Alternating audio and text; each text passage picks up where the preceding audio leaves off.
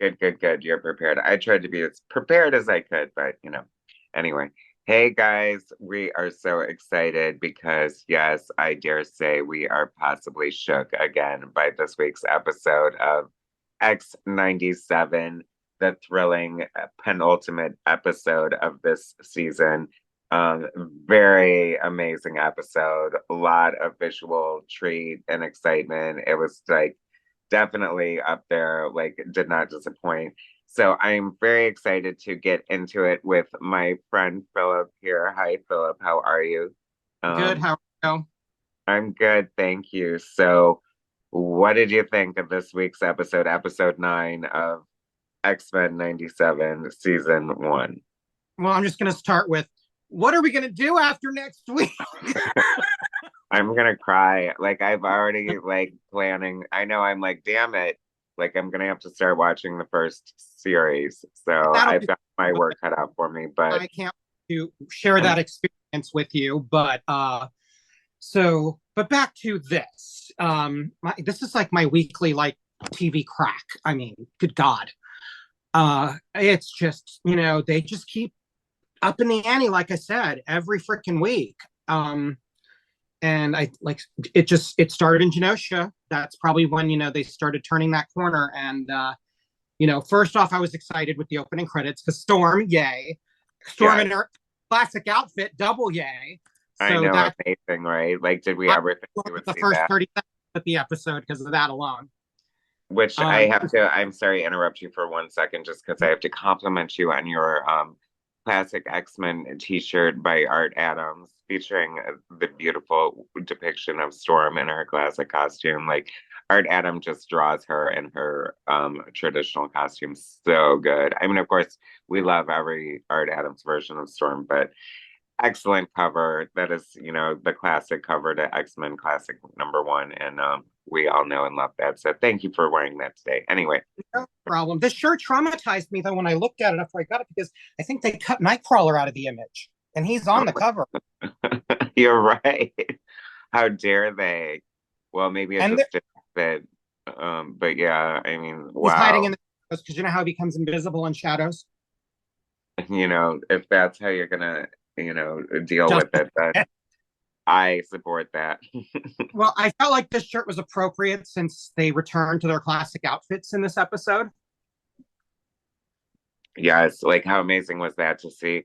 Um, it was kind of strange in a way though. It feels regressive. Like I had that question for you. Like, as much as I love seeing Storm in her traditional costume, it feels a step backwards in a weird way, but I do love it. Like, I think it looks great. Like the image of her and Forge finally freaking returning in the alley with Jubilee and Sunspot. That was an amazing scene, and they looked so good together. And he looked great in his out costume as well. So I I was know so I don't happy have because to sell you on that. I wasn't sure if he was going to be in on her return because he was still recovering from the adversary poison. So Hmm. I was just delighted. But my first question where that is concerned is Jubilee and Sunspot were in Brazil, right? Visiting his mom. Is that so? Like, He's from is Rio. it, um, And she flew him there, I believe, to go see his mom. And that's where they were at that event, where they were and carted that's off by, where they were taken away in handcuffs, yeah, collars. And he right? made that. So my question is, how did Storm know to find Jubilee in Rio? Because there's no phones, no lights, no motor cars, not a single luxury. Yeah, it seems a little convenient, doesn't it? Yeah, that's definitely. Uh, I know. I didn't. Yeah. Are we sure that they're in Brazil? I think so. And I Googled it and it said Jubilee goes to Brazil with Roberto to see his mother, Nina Da Costa, whichever how you pronounce it. But, so that's just, I mean, I know people are flying and EM pulses are going global. So there's some willing suspension of disbelief, but in the confines of the show, that's why we're not seeing the Avengers assemble because we're just assuming the Avengers are handling worldwide catastrophes across the planet while the X Men are dealing with Magneto because they can't phone, they can't communicate. You know, the only way to communicate, I guess, is telepathy. right now, and Professor X is a little tasked right now. But so when they had that kind of opening homage with Bastion carrying his mother, who I've nicknamed Granny Badness, because that woman scared the Jesus out of me last week. She's a And little creepy, I have as to say. yeah, so and then you have just that was kind of, I mean, it was kind of touching because he was sad over his mom, which, and they showed Trish Tilby in the X-Men OR.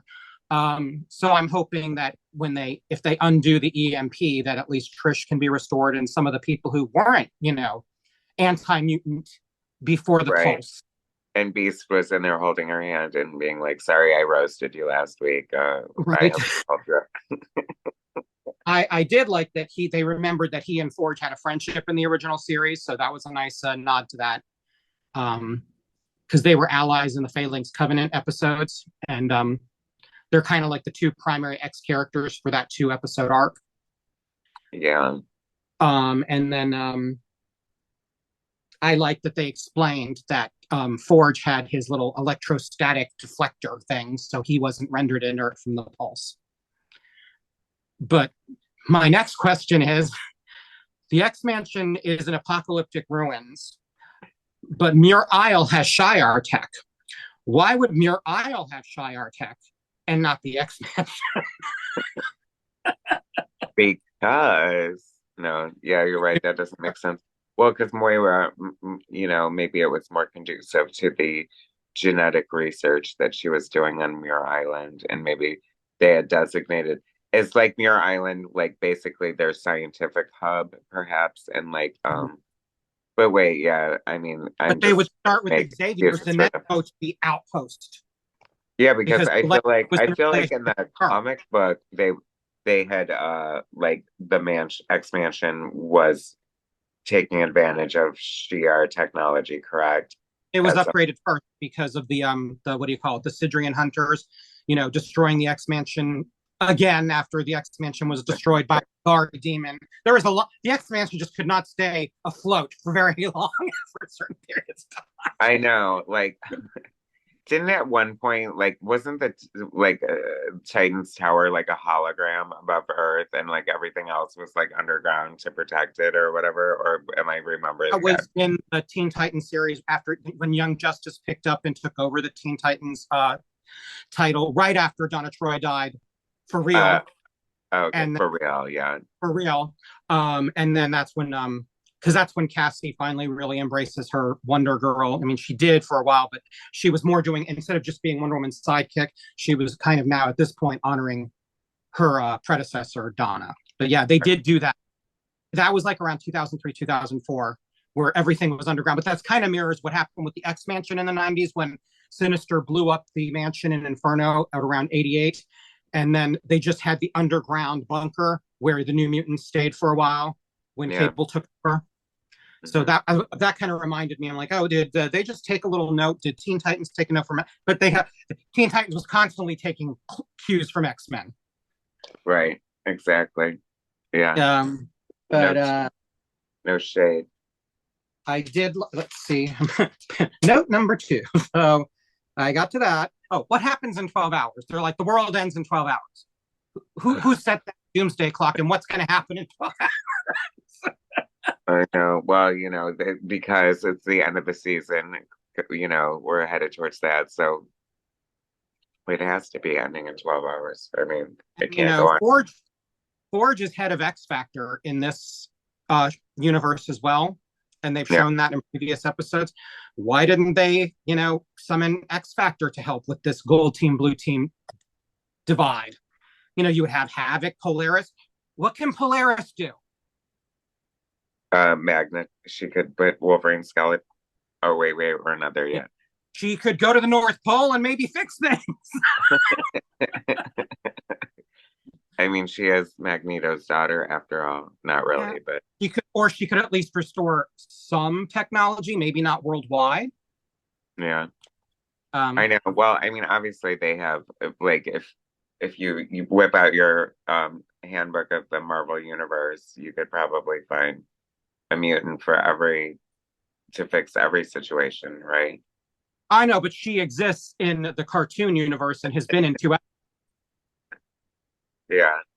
So they can't just say, "Oh well, yeah, she's busy. Busy doing what? Waiting for Armageddon to take her."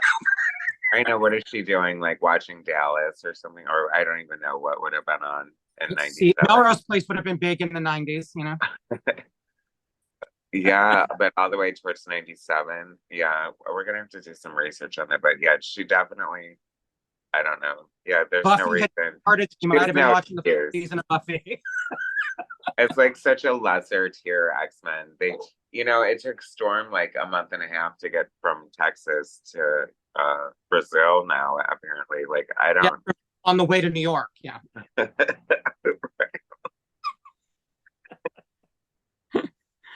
and So here maybe when Professor X said to me, my X-Men, he sent out a little shout out to Storm saying, "Oh, by the way, Jubilee's in trouble. Go help her."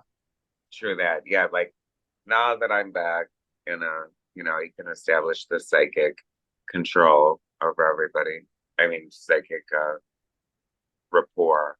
And did you like that the little nod to the first X-Men movie when Cyclops said, "What would you expect or prefer, black leather?" Yeah, that was actually pretty clever. How did you feel about seeing Morph turn into the Hulk? Well, we've established, who needs anybody else if Morph can turn into just anybody and take on their power? Um, I I did know, like, arguably, he should be on every single mission. He should be like undefeatable. Like, yeah, right.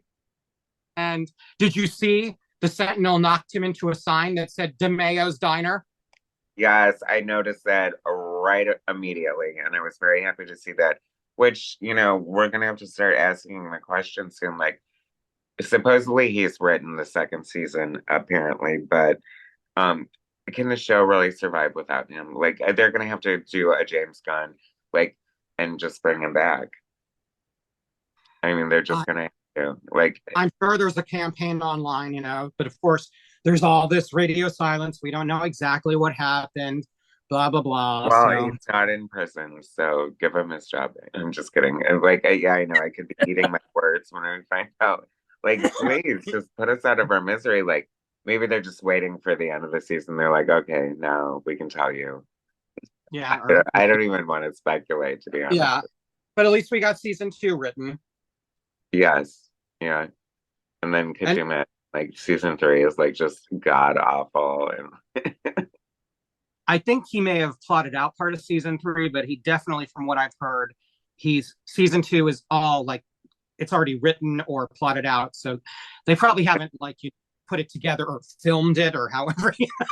I know, right? Luckily, he will be spiritually and socially guiding it through Instagram and Twitter slash He's X. given us little tidbits. And I just got a notification from a local con in the same location where I met Cal Dodd. They're in August that the voices of Rogue, Storm, Magneto, Original Jubilee, and current Nightcrawler will be at this convention, so I can meet some of them again. Fun, nice, and it's close to you. So It's close. I mean, if it's in my backyard, I might as well go. I don't have to pay you for might as well. I mean, or you've got lesser conventions that were further away. So correct. Not going to mention any by name. I know, And right? did Nightcrawler get a power upgrade? Because when Cyclops is like, Kurt can teleport us to Mirror Isle, I'm like, when could Kurt do that? Wow, yeah. He's a short distance teleporter. I was gonna say it'll take him 150 times like in a Yeah. row. Like and I mean, and who? Everybody? Like how yeah. many people is he taking? Yeah. That's It's like getting a little crazy. he's not Liana. Oh, Yana could do it. She's Well, Morph could turn into Ileana and teleport them all to Mirror. perfect. Well, for whatever ails you, Morph's got the cure.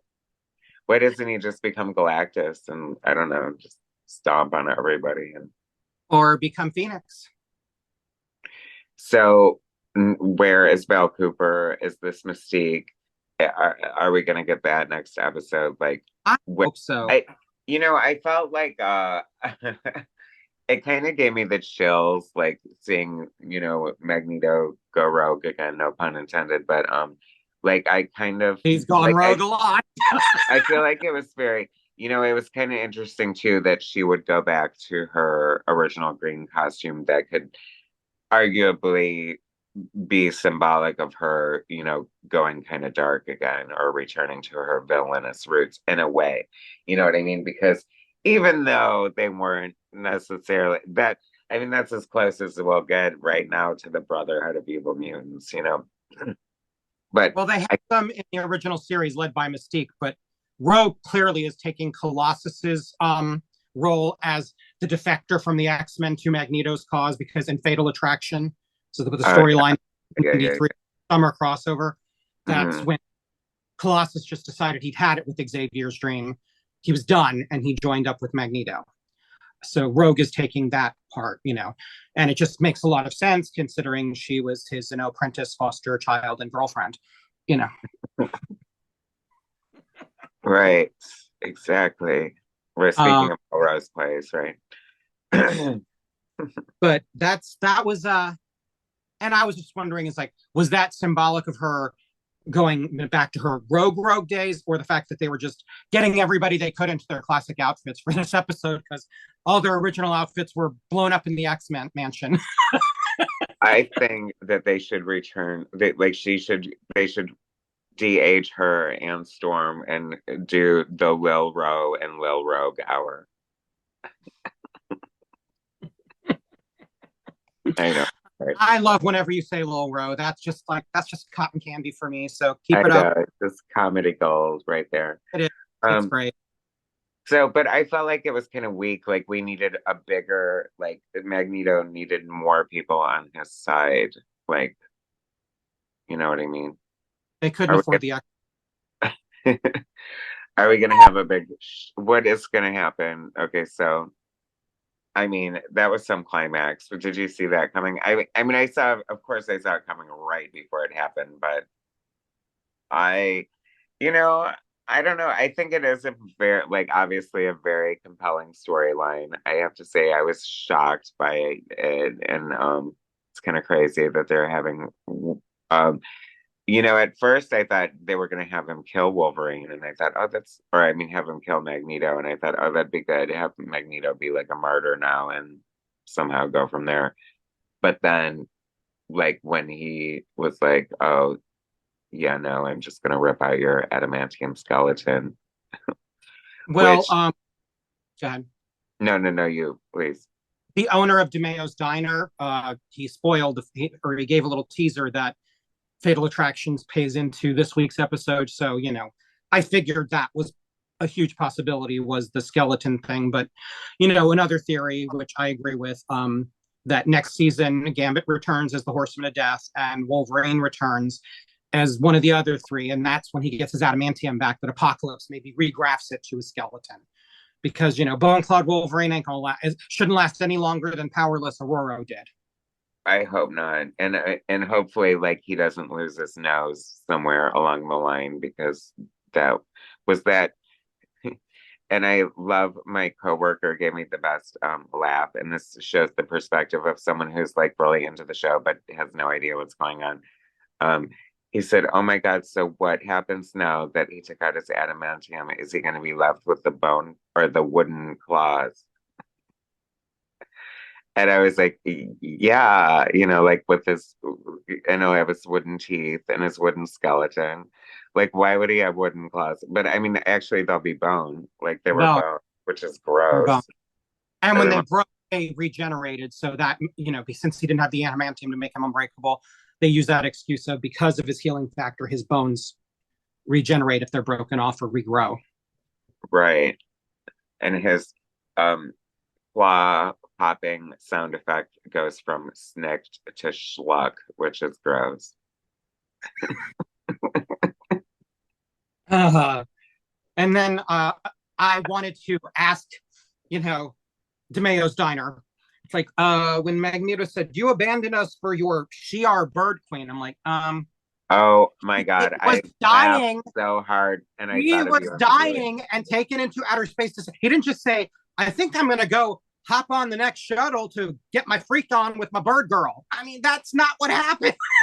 I feel like it was like kink shaming. It was like species like phobic. It was terrible.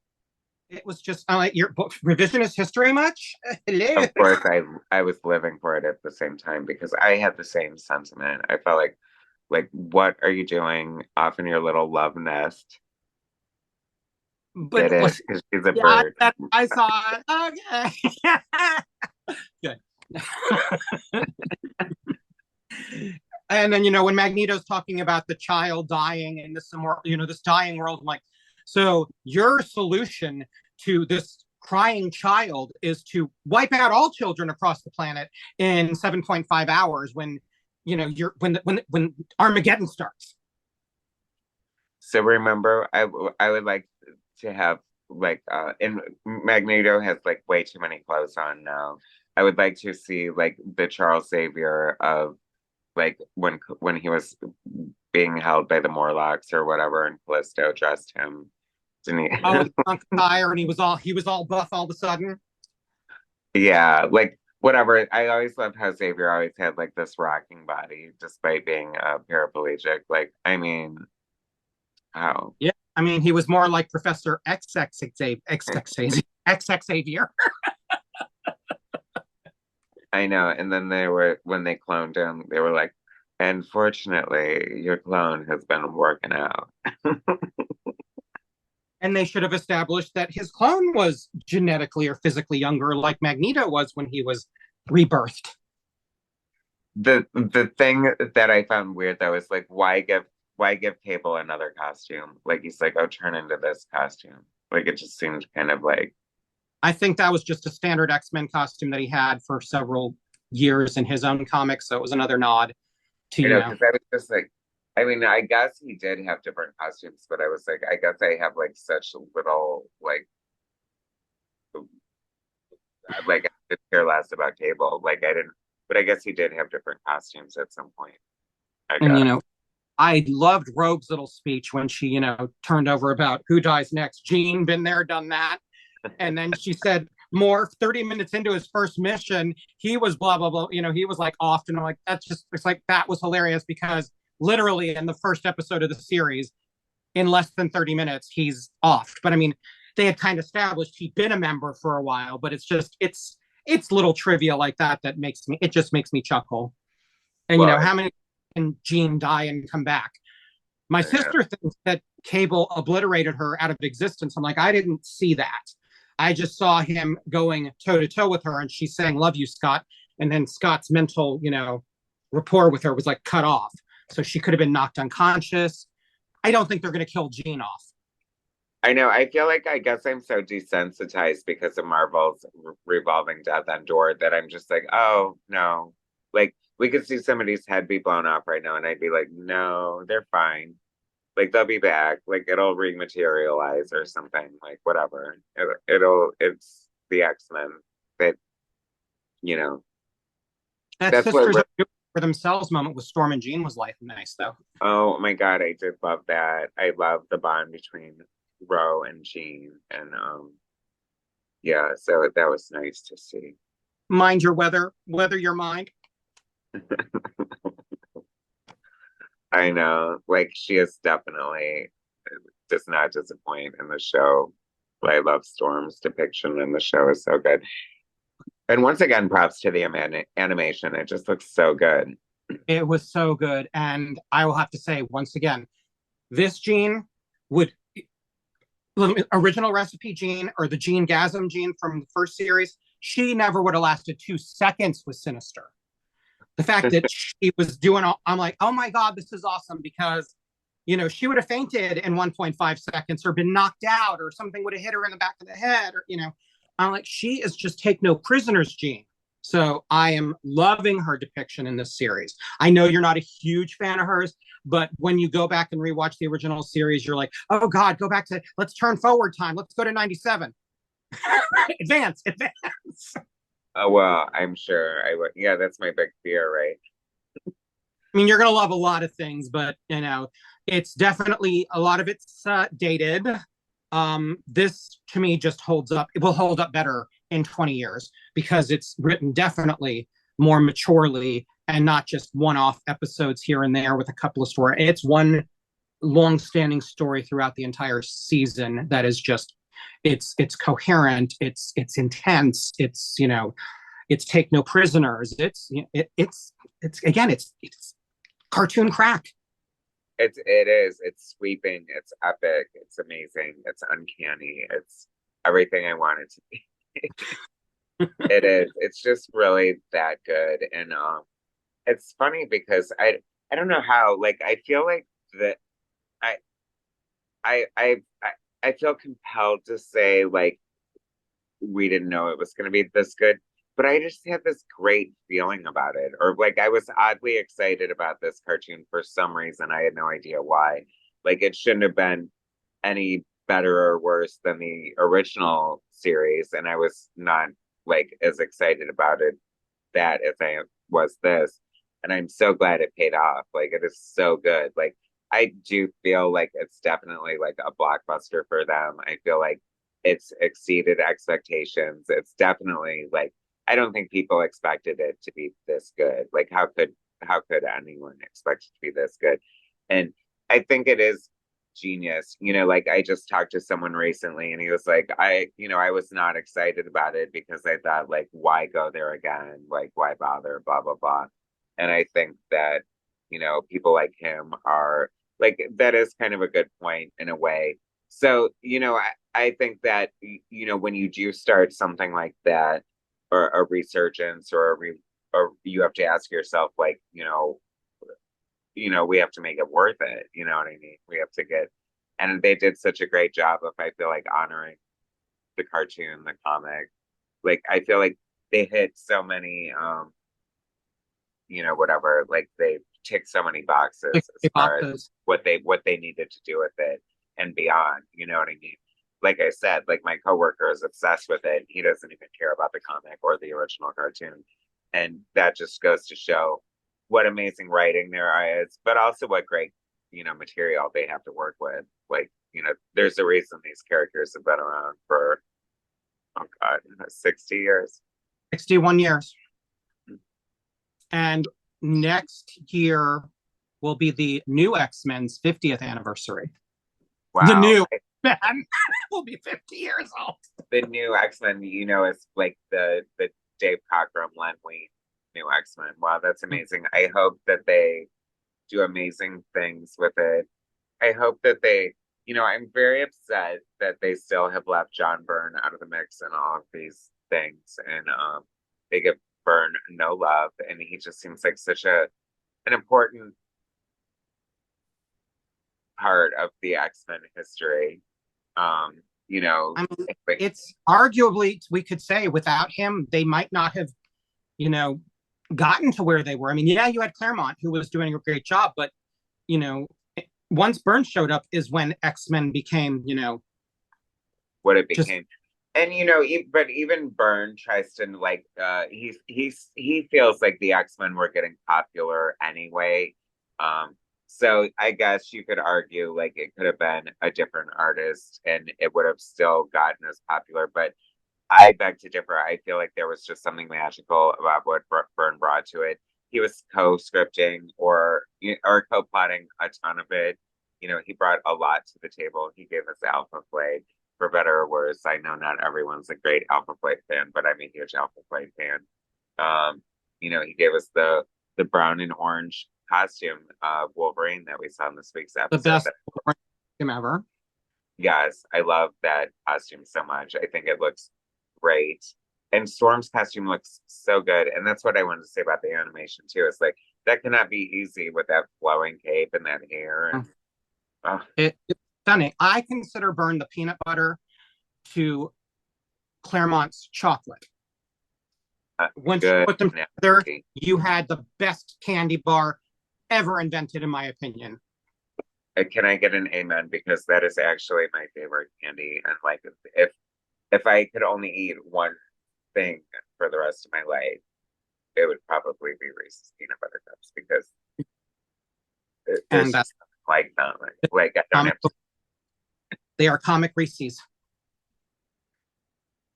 Two great tastes that go great together. I mean, Mm. you know, obviously, Byrne upset the apple cart and he liked to, and there was a lot of friction, but it created a fire. It The did. flame Fire incarnate. incarnate. But, and pretty much he saved Wolverine from obscurity. Byrne, yeah, for sure. Like, and Because Claremont did not like Wolverine. That's why Wolverine is not featured a whole heck of a lot before Byrne shows up. Cockrum was a Nightcrawler and Colossus fan. it'd be interesting to know, and I'm sure he's discussed it, what like the turning point for him with Wolverine was, because he wrote him so well. I mean, he became one of his greatest characters in my mind. You know, um, Perhaps it was the Amazing Limited series with Frank Miller. The great story behind that, since I like to throw in my anecdotes at you, is that Claremont and Miller were sharing a car ride from San Diego Comic Con to Los Angeles so they could fly back to New York. And they had wanted to work together, and they came up with this Wolverine limited series, plotted the whole thing out on the way, and then Miller drew it after that. And it aesthetically set up the X-Men, as far as Miller did this thing where he did smaller panels to leave a lot of room for exposition, because he knew how verbose Claremont was, and he wanted to give him room to be able to do his thing and have his flowery words and stuff. But when Claremont saw the art, he was so taken by how strong and compelling Miller's storytelling was, that he pared down his words and used minimal words. But it gave the aesthetic that Paul Smith kind of used, like when they went to Japan, with like sort of like the shorter cutoff panels and the longer like widescreen panels and stuff. It's better to have a visual aid, but it's just kind of fun knowing how that all came together, and what a great collaborative experience it was for them as writer and artists and storytellers. Isn't one of the classic covers of that 4-issue mini, if not more than one, done by Romita Jr.? I want to say no. I thought at least one cover was done by him. I will look it up later. Okay. I thought all the covers were done by Frank Miller. I believe that, like, that would be shocking to me to find that out, because I've just lifelong always thought that they were all Miller. Like, I can see the Frank Sinatra cover to #1. I can see the black one for #3, where he's like in shadow, and like #4, where he's like lighting the cigar, which you will never see in a Marvel comic again after they banned smoking in the early 2000s. It's not fun anymore. The green background. I can't picture. Oh, the cover to #2 is like he's sort of like flying like this, and like I say they nay. I'm Googling. But anyway, one thing though I did notice when it comes to that series, since we're on that topic, and we've actually kept off the tangents a lot for this episode. So while I go off on this one, well, I know it's weird. I felt like we have so much to say about it, but we do. But the Wolverine Limited series, that was supposed to take place over several months' time, correct? Right, because he was done from the end of his series, he's like, I'm healing, this and that. Then the spring comes, and I finally write to the X-Men and let him know about my wedding to Mariko, right? Right. So we're supposed to believe that at least 3 or 4 months goes by. But in X-Men time, only the events of issues 169, 170, and 171, the original Morlock trilogy, that's all that happens for the X-Men, because Wolverine leaves in issue 168 to go to Canada, and then he ends up in Japan. And then the X-Men are in Japan in issue 172 for his wedding. So X-Men time, unless they say a lot of time went by between 168 and 169, because Kitty stayed 14 forever. So it could only been like a day. And then maybe even more time went by between 171 and 172 after Rogue is, forcibly joined in, when Professor X kind of says, deal with it. Um, Although he made a really good point, I'm not going to lie. We can't pick and choose, so we help. But Carol Danvers had every right to say what she said when she's like, well, what do you want? Approving, understanding? You get one, but you can't get both. And she was right. I thought you were going to say Carol Channing, and I really wish you had. I'm just kidding. Next time I will. Challenge accepted.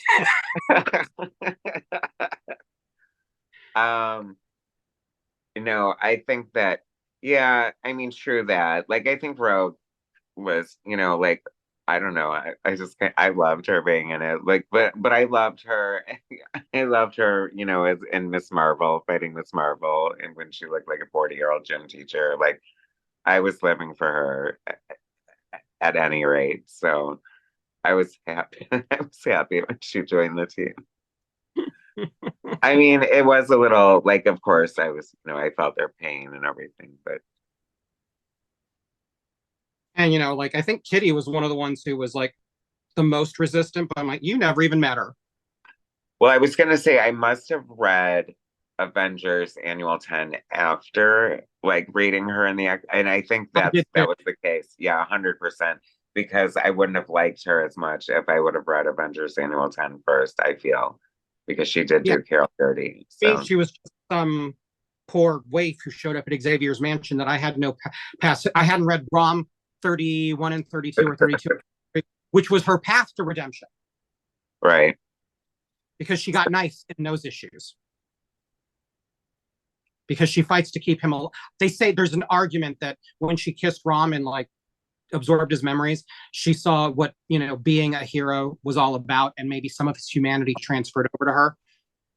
Because that's when and he even says, but he says before, why are we fighting, child? Unlike your sisterhood members, I sense no evil in you. So that was a nice teaser that Rogue was not really evil to the core. She was just driven by powers out of her control. And but in enough control that she can absorb Rom's powers through metal. Like what the hell? Living metal. Oh, is he living metal? Oh, okay, my bad. I, It's alien I metal thought that he was a to dude or his something. skin. Right, I know, I know. Once again, the flimsy rules of the X-Men's powers. Yeah. Did you like seeing Jubilee and Sunspot go toe to toe? I thought that was kind of cool. I did, in a way, I did, yeah. Once again, like, I like that Jubilee can like burn paper up with her powers now, I guess. Like she incinerated his business card. Oh, what did it say? Claremont Avenue was his address. Oh, did it? Oh, It did. damn. I love the Easter eggs. Love Yeah, it. these Easter eggs are awesome. All right, They need to, Wiki is not cooperating on the John Romita Jr. covers, if at all, so we'll deal with that later. I'll text you. yeah, that can wait. They do need to open a DeMeo's diner. Like I would either. I mean, there might be one. I'll Yeah, Google that later. you've got your work cut out for you. You're like, Did you like? I don't know if you caught my post where I posted 5 pictures of him on May 5th.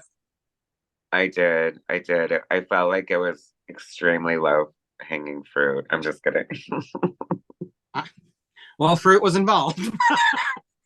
Well, that's what I'm saying. Like, I feel like it's a slippery slope. Like, I would be careful about how much you worship him until we find out, like, if he's problematic or not. I'm just kidding. He was dressed. He was dressed in the Cinco de Mayos. Um, you know, well, I mean, if Marvel doesn't hire him back, he's gonna go to DC and do what, Justice League? What would he do there? Teen Titans. I don't know. Like what needs help? What doesn't? Everything. I was gonna say what doesn't. I did like another line that I love because just when they get wordplay when he's like, I know your genes, Gene. When Sinister said that was kind of funny. Yeah, I know. But they need a rim shot for sure. And I want to see how many people say, oh my God, the best line of the whole episode is Magneto saying to Xavier, shut up. Amen. I know. I loved it. Yeah, I mean, again, there's just not, anything really wrong with this episode, as far as just, little question marks we have, but I'm sure there are answers to them somewhere. Like I said, Easter eggs, like how did Storm get to Brazil? Why did Storm go to Brazil? There's theories. I feel like you're like approaching it from that like age old, like if a train left the station at three, like it's just, I don't And I know. hate math word It'll get problem. there. I Oh like, my God, like a just bus. as I told my teacher back when they were asking these questions, do we really need to know the answer to this? Yeah. When will I said to my father or mother at one point, I'm like, Dad, you're a doctor. You're both professionals. When will I use this later in life? And they're like, I know my dad tried to tell me that if I would need algebra if I was ever gonna like buy paint to paint my bedroom. I was like, really? Okay. I still, to this day, have never painted my bedroom and have never used algebra to do it. no. I know. I will use math logic to paint my bedroom. Like, how many times can I ask my sister? That would be my math because she likes. Well, see, that sounds more practical than X And amount of buckets. she'll paint the room faster than it took Storm to get to the X-Men. Jesus, that was like the trip to Bountiful. What did she do? What did she do? Did she go Or somewhere else? I'm telling you, they were like, okay, nobody knows where we are. Nobody knows when it went down. This was before the internet. We are just gonna take our sweet ass time.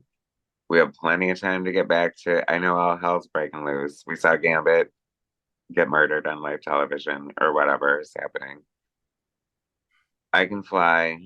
We have access to like the fastest jet on the planet. I don't know. I don't know. Yeah, they dropped the ball there. I don't know. And there is some speculation whether do you feel okay, so they made reference to blue team, gold team, which I don't think that's happened before in the cartoon, has it? it is not. So will Storm be leading one and Cyclops be leading the other? Are we going to have a challenge for leadership, perhaps? What do you Now, think? if they're going to have two separate teams, there would be no need to, challenge for leadership. It's like Well, you that's go what east, I go I'm west. thinking. You go, you do your thing. I do mine. I know. I was like, who would I They want? kept it sort of in line, like they had, Cyclops and Wolverine on blue and Storm and Jean on gold. And they had Jubilee on blue as well, I believe. And Rogue was there, with Magneto, so she's blue. But the only, I guess, delineation was Beast being on gold because he was a blue team member. But they couldn't have Beast and Nightcrawler on the blue team because that's just blue on top of blue on top of blue.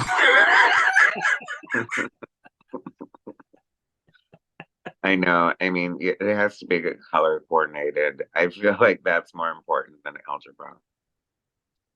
That is once again more practical. So many things are So more important than algebra.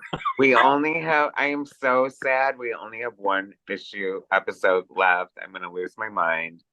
Already having separation anxiety from a television show. Like, what am I going to do with my life? I don't know. Like, You're gonna watch season 1 of the animated series, and we're gonna yeah, talk about. it's gonna feel like a hollow like void being filled. Like, like what is gonna happen next episode? I think something crazy has to happen. Like something completely unexpected and crazy has to happen. Like we have to be getting like a major cliffhanger, don't you think? Again, I think it's going to be a cliffhanger, but not a oh my god, did they die cliffhanger. It's going to Or be a return to status quo, like like everything. We've saved the world, this and that. But what lies ahead? Will we see Apocalypse in the shadows? Will we see Onslaught? Because If Xavier does his thing to Magneto after Magneto de-adamantiumizes Wolverine, Xavier mind wiping Magneto is what led to the creation of Onslaught. Oh, you know what? I have to say, like, I feel like we do have Onslaught coming, and I think that would be a good way to go. Like, because with that, like, I feel like it's kind of the only way to go because it's like you're having like this ultimate. Basically, I feel like right now, this whole thing that's coming together right now is this huge, like, showdown between Xavier and Magneto based on like their principles and their ideals and stuff. So, what could we possibly go to next except for Onslaught, where they form together? And that would be kind of good, honestly. I'll take it. Yeah.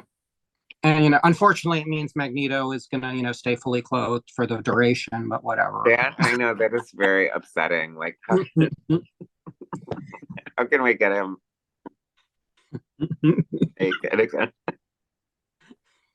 How do we get the By the cult? way, I'm using your what do you call it? Your wallpaper Oh yeah, for that this was week my nephew. My for this nephew said week's that to me. damn. No, every time I post a clip from the episode, people are like, "Oh, that has spoilers," and I'm like, "It's all over the internet. What do you want me to do?" Like, I'm not gonna post like a picture of Wolverine getting his claws taken out for God's sakes. But so I'm gonna just put, since we miss him, I'm gonna put the X with Magneto crucified naked. I feel like that could be a tattoo for you. It won't go with my other theme, so you know. Oh, okay. Well, Meg Speedo. But I was going to try to see if I could make it my background for this conversation. So I might work on that next week. How do I get that in my background? It's probably not that hard, right? Like Yeah, I can do it on web chats at work. I'm not going to. I know, like theoretically. Theoretically, yes. So I just have to find out how to do it on my iPad versus my laptop. I mean, there's a what, we're not boomers. You can figure it out. I can. All right. Well, what do we have to discuss before we wrap it up this week? Do you think Jean's dead? I don't think she is. No, I don't. That's what I said. Like, I don't think anyone's dead. Like, I don't think anyone's dead except for And Gambit. I feel like, and he is going to come back as a horseman. So, I just don't think they would make Jean go out that way. And plus, I don't think they'd make Cable her killer. no, you're right. They won't. No, she's not dead. There's no way. I mean, how many, no, it's not time for her to die yet again. If she was, I'm not going to say smart. If she had a little bit more, Because what's the that word would I'm make looking? her seem smart. Yeah, I mean, if she had maybe a little bit more incentive, or I don't know, outside of the box thinking. When Sinister said, "I can tell you when the switch happened," I would have immediately started probing his mind at that point. Yeah, I would have been like, okay, tell me now. Hey, Like, tell me. fill it. But yeah, Do you but I think we'll guess find that out next episode? I don't care. I mean, I'd like to find out just so we can put this one to rest. Put a lot of things to rest next week, like Sunspot getting his divorce from his mother. Yeah. Beast apologizing to Trish for being mean to her, even though we don't know how much she wanted to be a Prime. Well, do you think that Rogue will go back to the X-Men or it'll end with her? I mean, That's going to be she can't be away from the X-Men too long, I don't think. no, and that's going to be interesting because they had a reason for Cyclops's defection. Ileana had died, and then he had actually some brain damage done to him, and, and then, That's not funny. and now there was, and Professor X and Cyclops had to like operate on him psychically and physically. It was in an issue of Excalibur. It was a really good issue because there's some good moments between Rachel, Cable, and Jean in this issue of Excalibur. So bring Rachel on next season, please. I feel hopeful that might be getting Rachel. I've seen some internet speculation that Hope might be coming because somebody said, like, he specifically said, like, we need Hope or whatever. But I feel like do not give Rachel the short end of the stick. We got a glimpse of Rachel in her hound's face, and I think we need some Rachel. I think that's the answer. Let Scott and Jean go off somewhere. You know, I don't know. Like, I don't know. Yeah, Another we need reason that Jean Rachel. can't be dead, we have because Rachel exists in the future. True. Yeah. So where did she come from? Yeah, if it wasn't for And there's so Madeline. many reasons for Jean to not be dead, but you know, I don't know. Yeah, I mean, I do remember there was an interesting interaction between her and Madeline in Inferno when she rushes off to Manhattan to save baby Nathan slash Cable, and Madeline's gone Goblin Queen, and she's like, "That woman, I know her." She's like, "Mom, it's me, Rachel." I'm like, "Rachel, you've met Madeline." So I know they look alike, but she knew the difference between her mother and Madeline. Yeah. Her, I I, mean, I don't know. just. But anyway, I would like to see, you know, everybody, nobody else die. I would like to see the world turned back on, of course. And if they do a teaser for the future, hopefully it's like I said, maybe it's just like a shadowy onslaught or apocalypse thing, or maybe Gambit. Maybe the last freeze frame showing Gambit being resurrected.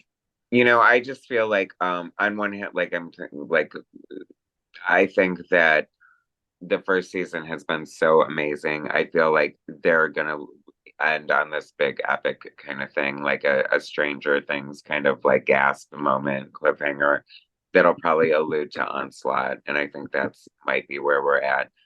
But I would be happy if they just tied it up in a little bow and was like, okay, gave us like the new status quo and set it up for next season too, because it has been so grandiose and huge the whole time. So whatever they give us, I am here for it.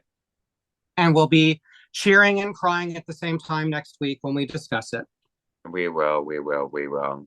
And you all will be back with us.